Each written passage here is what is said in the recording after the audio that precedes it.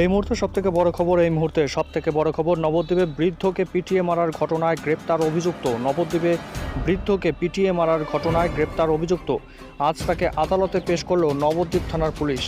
প্রসঙ্গত, গত সোমবার রাতে নবদ্বীপের সরকারপাড়া এলাকায় একটি বেসরকারি নার্সিং কলেজের পড়ুয়াদের বাড়ি ভাড়া দেওয়ায় সেই বাড়ির মালিক নেপাল দেবনাথকে পিটিয়ে মারে ওই এলাকার বাসিন্দা নান্টু দেবনাথ। এরপরেই শোরগোল পড়ে যায় এলাকায়। ঘটনায় নবদ্বীপ থানার পুলিশ গতকাল গ্রেপ্তার করে অভিযুক্তকে। আজ তাকে নবদ্বীপ আদালতে পেশ করা হয়। স্থানীয় সূত্রে খবর, ওই অভিযুক্ত নান্টু দেবনাথ তিনি ওই নার্সিং কলেজের ক্যান্টিনে রান্নার কাজ করতেন।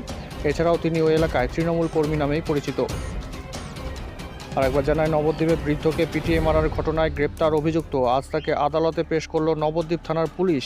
প্রসঙ্গত, গত সোমবার রাতে নবদ্বীপের সরকারপাড়া এলাকায় একটি বেসরকারি নার্সিং কলেজের পড়ুয়াদের বাড়ি ভাড়া দেওয়ায় সেই বাড়ির মালিক নেপাল দেবনাথকে পিটিয়ে মারে ওই এলাকার বাসিন্দা নান্টু দেবনাথ। এরপরে শোরগোল পড়ে যায় এলাকায়।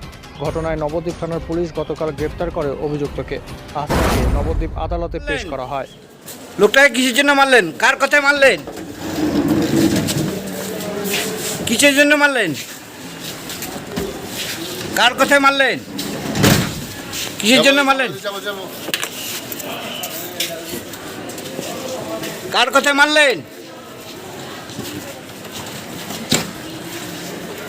কিসের জন্য মারলেন? কি দিয়ে মারলেন? কি শুনেছেন? শুনেছি যে আমার দাদা হয়, আর শুনলাম যে পাড়ারই ছেলে, সেই ছেলেটা আমার দাদাকে একটা রড দিয়ে পিছন দিক দিয়ে একটা বাড়ি দিয়ে মাথা ফ্র্যাকচার করে দিয়েছে। এখন ওর সঙ্গে কী হয়েছে জানি না। এবার কি হলো, এই ছেলেটা প্রচণ্ড হারে বদমাস, প্রচুর ড্রিঙ্ক করে, আর পাড়ার সবার সঙ্গে অশান্তি করে। আমি চাইব তদন্ত সাজা হোক। পুলিশ অ্যারেস্ট করেছে, কি বলবেন? পুলিশ যদি অ্যারেস্ট করে থাকে তাহলে আমি মনে করব ও জানি আর ছাড়া না পায়। ছেলেটার স্বভাব কিরম ছিল? স্বভাব ভালো ছিল না, ও যেখানে সেখানে মদ খেয়ে সবার সঙ্গে অশান্তি। কি কাজ করতে জানেন? ওই সে নার্সের ট্রেনিংয়ে ক্যান্টিন চালায়, রান্নার কাজ করতো। একটা মেয়েদের হোস্টেলে। আমি শুনলাম গত সোমবার হোস্টেলে থাকা নিয়ে, হোস্টেলে 2-3টে মেয়ে পাশে একটা বাড়িতে বিল্ডিংয়ে ভাড়া থাকতো। এইটা নিয়ে তৃণমূলেরই এক গুন্ডা যাকে পিটিয়ে নৃশংসভাবে হত্যা করেছে।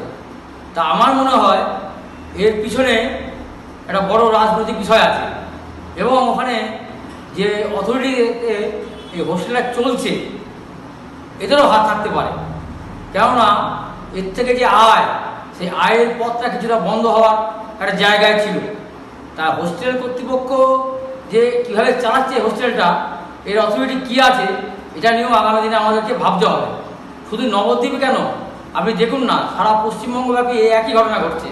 কালীগঞ্জের একটা বিধানসভা উপনির্বাচন, সেই উপনির্বাচনে উল্লাস করতে গিয়ে তারা কী করলো, একটা 9 বছরের শিশুকে হত্যা করে দিল। তা সারা পশ্চিমবঙ্গ জুড়ে যে নৃশংসতা চলছে, সেখানে প্রশাসনিক ব্যবস্থা সম্পূর্ণভাবে ভেঙে পড়েছে, এর থেকে আর কিছু বলার থাকে না। তা আমরাও দেখছি আগামী দিন নবদ্বীপে এই ধরনের ঘটনা কীভাবে ঘটনা হয়, আর কীভাবে এই হোস্টেল আগামী দিনের জন্য চলে, সেটা আমরা খোঁজখবর রাখছি আগামী দিনে।